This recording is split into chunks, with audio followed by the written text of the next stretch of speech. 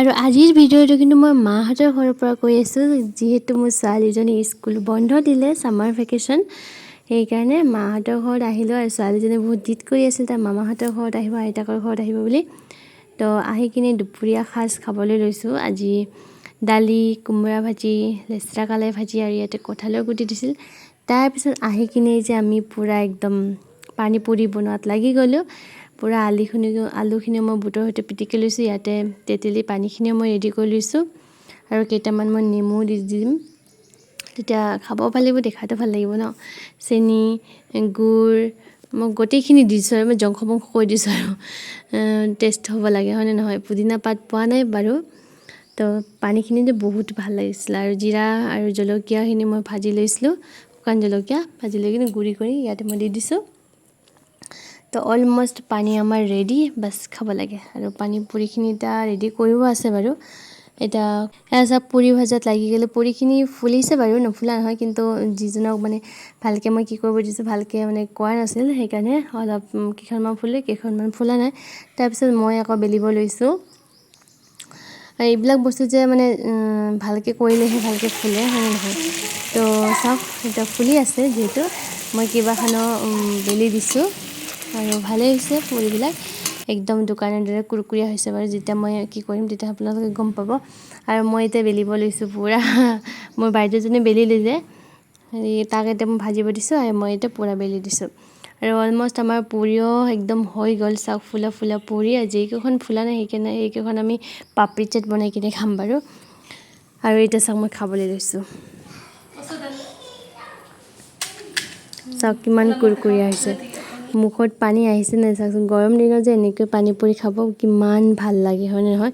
মই পিছে প্ৰথমতে টেষ্ট কৰি লৈছোঁ, আৰু ঘৰত বনোৱাৰ দৰে মানে পৰিষ্কাৰ হ'বই নোৱাৰে। দোকানত বহুত কেনেকৈ বনায়, তথাপিও কিন্তু আমি খাব মন যায়। আৰু ভিডিঅ' যি ইমান বেয়া বেয়া দেখাই থাকে ন, তেতিয়া খাব ঘিণ লাগি যায়। সেইকাৰণে কেতিয়াবা মই যেতিয়া খাব মন যায়, মই বিশেষকৈ ঘৰতে বনাই খোৱাটো প্ৰয়োজন বুলি ভাবোঁ। কাৰণ ছোৱালীও আমাৰ ভাল পায় যিহেতু, সেইকাৰণে মই বাহিৰত বেছি খাব নিদিওঁ, ঘৰটো বেছি পৰিষ্কাৰ হয়।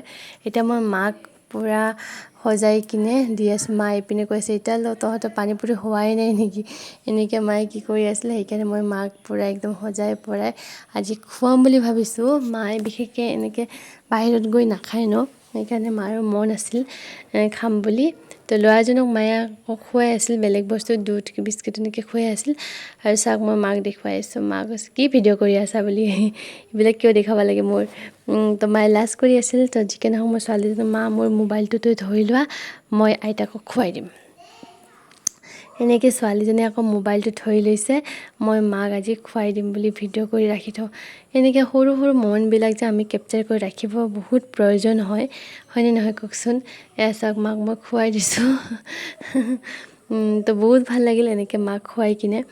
আৰু আপোনালোকে যিমান পাৰে মাৰ ওচৰত আহিব, মাক দেখিব। যিহেতু মোৰ মা অকলশৰীয়া মানে ল'ৰাৰ দাদা যে থাকে, দাদাও বাহিৰত থাকে, তাৰ বৌ বাহিৰত থাকে, মানে মোৰ বৌজনো বাহিৰত থাকে। যেতিয়া আমি আহোঁ ইমান ভাল লাগে, ঘৰখন ইমান ভৰপূৰ হৈ থাকে। মা বহুত ভাল পায়, অকলশৰে থাকে ন, সেইকাৰণে বিশেষকৈ ময়ো আহিব নোৱাৰোঁ। যেতিয়া বন্ধ থাকে তেতিয়াহে আহিব পাৰোঁ। যিয়ে নহওক বেলেগৰ ঘৰত পৰিলে তেনেকৈ আৰু অহাটো সম্ভৱ নহয়, হয়নে নহয়। যিমানে ওচৰত নাথাকোঁ কিয়, বেছি দূৰৰ ৰাস্তা নহয় বাৰু, 15-20 মিনিটৰ ৰাস্তা। এয়া মোৰ ভণ্টি চবেই খাই আছে একদম পূৰা মস্তি কৰি। ল'ৰাটো খালি এনেই অকণমান পুৰি দিছোঁ, বেছি মানে তেলৰ বস্তু তাক মই নিদিওঁ, তথাপি আমি খাই আছোঁ যিহেতু তাকো দি দিলোঁ। তো ভিডিঅ'টো কেনেকুৱা পালে প্লিজ কমেণ্ট কৰি জনাব। আৰু মোৰ ভিডিঅ'বিলাকৰ আপোনালোকে কেনে পায় সেইখিনিও জনাব। আৰু কেনেকুৱা ধৰণৰ আপোনালোকে ভিডিঅ' বিচাৰে, মই এনেকুৱা ঘৰৰ ভিডিঅ' বাচ্ছাৰ ভিডিঅ' চাই ভাল পায় নে নাপায় সেইখিনি ক'ব। আৰু মই ভালকৈ ইমান ভিডিঅ' বনাব নাজানো, নিজে কেমেৰাটো নিজে বনাওঁ। আৰু তেন্তে ভিডিঅ'টো গোটেইখিনি দেখাৰ কাৰণে বহুত বহুত ধন্যবাদ।